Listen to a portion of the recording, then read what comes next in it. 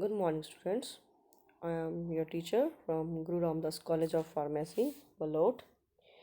Today we will start our chapter from the subject of pharmacology and toxicology of T Pharmacy, second year.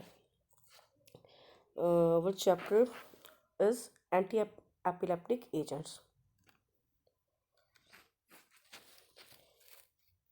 What are the anti-epileptic agents that we already done in the previous chapter, the part 1, that is anti-epileptic. So today here we just revise definition and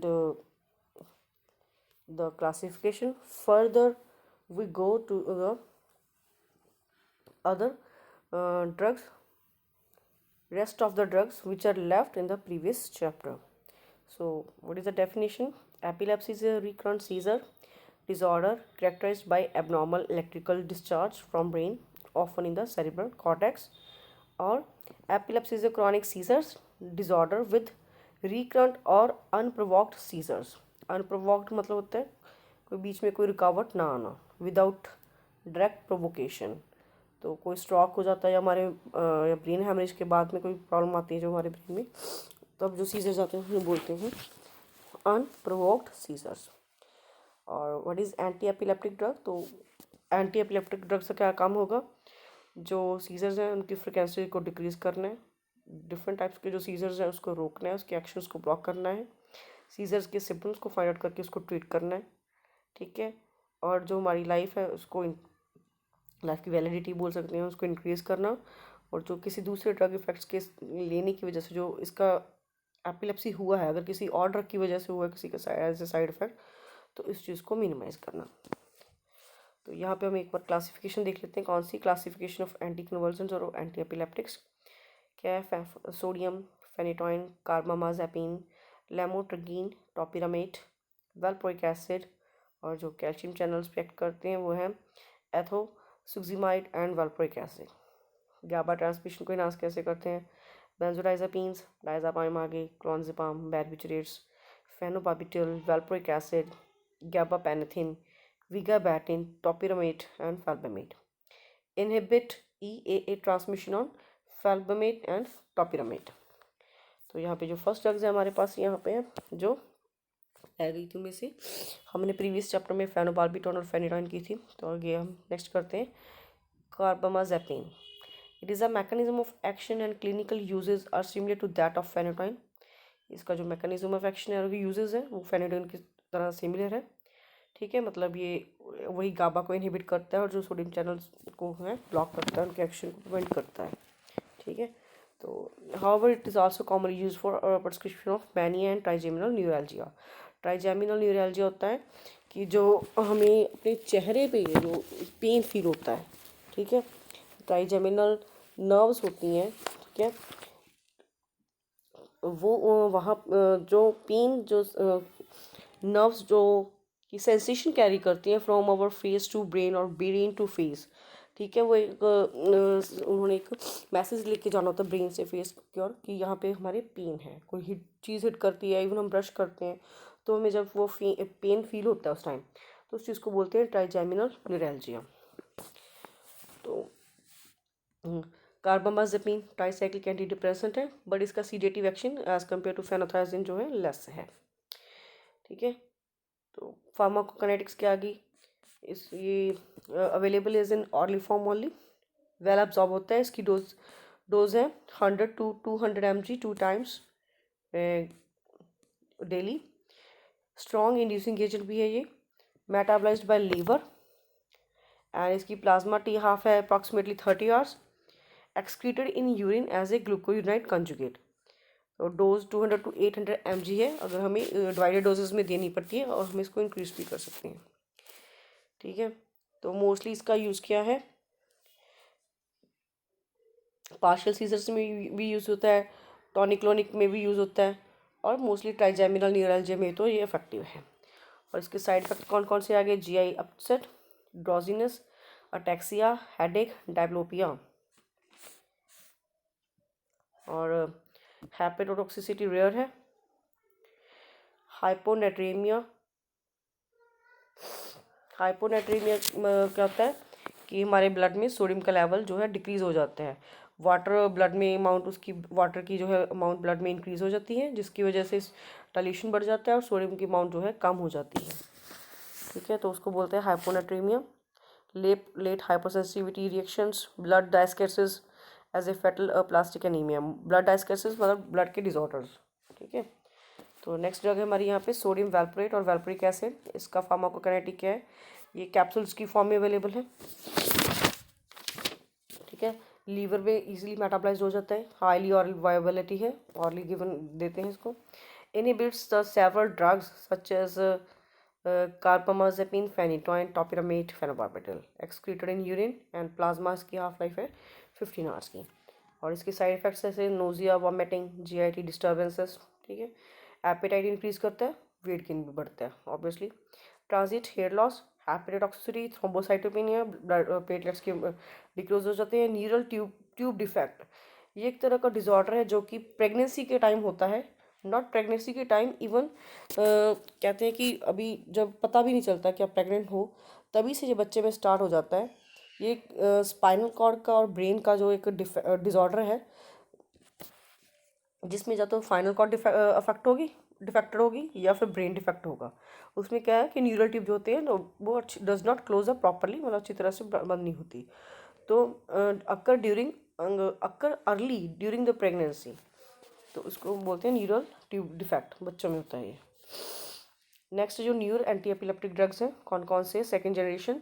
अगर इनकी drugs की हमें resistance हो जाती है, जो हमने previous पढ़े हैं, तो सेकेंड जनरेशन ड्रग्स दिए जाते हैं।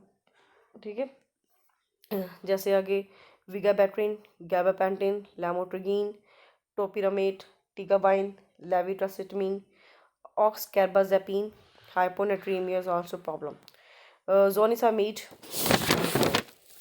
तो first, newer agents differ from older drugs by relatively lack of drug-drug interaction. Just drug-drug interaction की वजह से कुछ ड्रग्स में जो है डिफरेंस है। However, they are costly with limited clinical experience. तो सबसे पहले हमारे पास है गैबापेनेटिन। गैबापेनेटिन क्या है, लिपोफिलिक साइक्लोहेक्सेन रिंग है इसका। ये ब्लड ब्रेन बैरियर को क्रॉस कर सकती है। स्ट्रक्चरल एनालॉग गाबा का लिपोफिलिक साइक्लोहेक्सेन रिंग है, वो मैंने बता ही दिया। ठीक है, ये इंक्रीज द एक्टिविटी ऑफ गाबा इन और इनहिबिट इट्स रीएक्ट अपटेक। इसका रीअपटेक नहीं होने देती और गाबा की एक्टिविटी को जो है इनहिबिट करती है। ठीक है, फार्माकोकाइनेटिक्स क्या है, ऑरली रूट में दिया जाता है, यूरिन के थ्रू एक्सक्रीट होती है as a unmetabolized drug, not bound to protein, not metabolized and excreted unchanged in urine, does not induce or inhibit hepatic enzymes.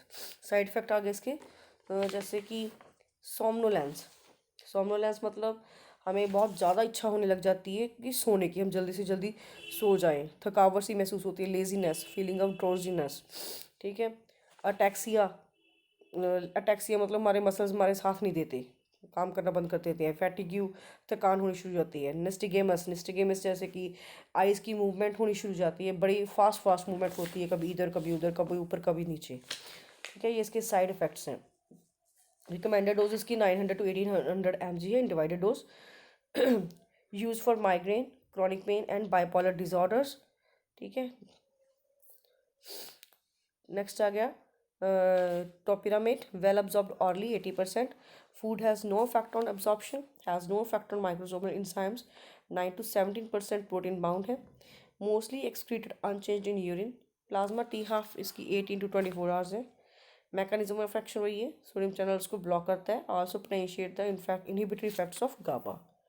Side effects क्या आ गए, साइकोलॉजिकल और cognitive dysfunctions, weight loss, sedation, dizziness, fatigue, urolithiasis. Urolithiasis मतलब हमारे urinary bladder या में या urinary tract में बोल सकते हैं, वहाँ पे जो अगर कैल्कुलाइज हो जाए, स्टोन्स बनने शुरू हो जाएं, तो स्टेज को बोलते हैं यूरोलाइथेसिस। पैरास्थीसिस, एब्नॉर्मल सेंसेशन, टेराटोजेनिसिटी, ये एनिमल्स में होती है, नॉट इन ह्यूमन। ये जो हमारी फिजिकली डेवलपमेंट होनी होती है, फिजियोलॉजिकल डेवलपमेंट होती है, इसमें एबनॉर्मेलिटीज़ होती हैं। जैसे किसी के एक, मोस्टली हमने कई बार देखा है कि एक जानवर कि एक सिर की बजाय दो सिर हो, वो फिजिकल एबनॉर्मेलिटीज़ होती हैं, जैसे उसको बोलते हैं टेराटोजेनिसिटी। तो नेक्स्ट आ गया विगाबैट्रिन। ये है इरिवर्सिबल इनहिबिटर है गाबा ट्रांसमिनेज एंजाइम का, ठीक है। आल्सो ये गाबा ट्रांसपोर्टर्स को इनहिबिट करता है। मोस्टली ट्रीटमेंट में पार्शियल सीजर्स के ट्रीटमेंट में दिया जाता है। इसका डोज 500 to 500 mg होता है ट्वाइस डेली, और मैक्सिमम उसका 2 to 3 डोज तक हम लेके जा सकते हैं। साइड इफेक्ट जैसे ड्रोजीनेस, डिजीनेस, वेट गेन हो गया। इसका जो एडवर्स रिएक्शन क्या प्रोड्यूस करता है, क्या कॉज करता है, हम कह सकते हैं कि side effects agitation, mental confusion, साइकोसिस and visual field defects. Pharmacological effects, drug of choice for infantile spasms. Infantile spasm मतलब बेबीज़ में सीजर्स आना शुरू हो जाता है, बेबीज़ को अटैक आने शुरू हो जाते हैं एपिलेप्सी में, उसको बोलते हैं इन्फेंटाइल स्पाजम्स। तो वहाँ पे ये यूज़ किया जाता है, ठीक है। Not bound to proteins, not metabolized and excreted unchanged in urine. Plasma इसकी 4 to 7 hours है। Mechanism of action, inhibit GABA metabolizing enzymes and increase GABA content in the brain. Side effects वो हमने पढ़ लिए हैं, विजुअल फील्ड इफेक्ट्स हो गया, साइकोसिस and depressions. Next आ गया लेमोट्रोगिन। ओके, लेमोट्रोगिन क्या है, ब्रॉड स्पेक्ट्रम है of anti scissor activity, also resemble with phenytoin in its pharmacological effects on sodium channel, also cause sedative inhibition of release of excitatory amino acids, completely absorbed from the GIT tract or metabolized by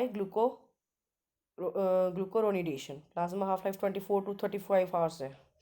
तो इस pharmacological effect क्या होगा इसके, फेनेटाइन के साथ resemble करते हैं, resembles phenytoin in its pharmacological effect, well absorbed from GIT, metabolized by glucuronidation, does not induce or inhibits 45 isosomes। Plasma half इसकी 24 होगी। Mechanism action, inhibit the excitatory amino acid release, that is glutamate and aspartate by blockade of sodium channel. Add on therapy और as a monotherapy, monotherapy मतलब, और add on therapy single drug के लिए एक treatment, with a single drug हम इसका treatment करते हैं किसी की डिजीज़ के लिए। Side effect skin rash, somnolence, blurred vision, diplopia, ataxia, headache, aggression, influenza like syndromes हो जाते हैं। लास्ट में हम कुछ 3-4 पॉइंट्स हम देख लेते हैं कि एंटीलेप्टिक्स और आप प्रेगनेंसी का आपस में क्या रिलेशन है। रिलेशन इन द सेंस मतलब हम एंटी एपिलेप्टिक ड्रग्स को प्रेगनेंसी में यूज़ कर सकते हैं या क्यों नहीं, या नहीं कर सकते, किन कंडीशंस में नहीं कर सकते, वो है। Seizures were very harmful to for pregnant women. Monotherapy usually better than drugs combination, यहाँ पे मोनोथेरेपी यूज़ किया जाता है अगर वो लेडी प्रेग्नेंट है। फॉलिक एसिड तो रिकमेंड करते ही हैं, given for every pregnant women with epilepsy. Epilepsy की सिंपल विदाउट एपिलेप्सी भी देते हैं और एपिलेप्सी के साथ भी देते हैं। Phenytoin, sodium valproate are absolutely contraindicated and oxacarbamazepine is better than carbamazepine. Experience with new anticonvulsants still not reliable to say that are better than old ones. सो ये कुछ ड्रग्स थे जो हमने आज एपिलेप्टिक्स के देख लिए।